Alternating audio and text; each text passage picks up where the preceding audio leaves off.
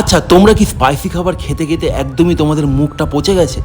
একদম চিন্তা করবে না, আজকে তোমাদের জন্য নিয়ে এসেছি একটা দারুণ হেলদি খাবার, যেটা তোমার শরীরের পক্ষে সব থেকে ভালো। প্রথমেই কিন্তু কড়াইতে দিয়ে দিতে হবে সর্ষের তেল, তারপরে দিয়ে দিতে হবে আমাদের যে ফোড়নটা আছে সেটা। তারপর কিন্তু বন্ধুরা তেলের মধ্যে পেঁয়াজ, রসুন, তারপর একটা ছোট কাঁচা লঙ্কা দিতে হবে, আর তারপর যে আমাদের ভেজিটেবিলগুলো ছিল সেগুলো পুরোটা দিয়ে দিতে হবে। ভেজিটেবিল থেকে একটু জল ছাড়ার সঙ্গে সঙ্গে কিন্তু আমরা কিন্তু যে চিকেনগুলো ছিল সেগুলো কিন্তু আমরা পুরোটা দিয়ে দিলাম।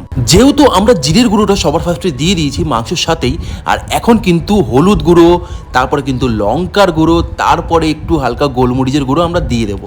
এই রেসিপিটাতে কিন্তু তোমরা কিন্তু ধনে গুঁড়ো একদমই ইউজ করবে না। তারপরে কিন্তু আমরা যে মাংসগুলো ছিল প্রেশার কুকারে সেদ্ধ করার জন্য দিয়ে দিলাম, কারণ ভাই এটা কিন্তু একদম হেলদি খাবার। তোমরা যারা জিম করো, যারা নর্মাল চিকেন খেতে ভালোবাসো, তারা কিন্তু এরকমভাবে বানিয়ে খেতে পারো। আর কারা কারা এরকম বানিয়ে খেয়েছো অবশ্যই কিন্তু কমেন্ট করে জানিও আমাকে। চিকেন রেসিপি আমাদের ডান, দেখো কিরকম লাগছে, একদম সুস্বাদু ভাই, হেভি লাগছিল খেতে। যাই হোক, তোমরা কারা কারা খেয়েছো অবশ্যই কমেন্ট করে আমাদেরকে জানিও। আর ওপর থেকে কিন্তু ওটা কাঁচা ডিম ভাঙতে ভুলো না।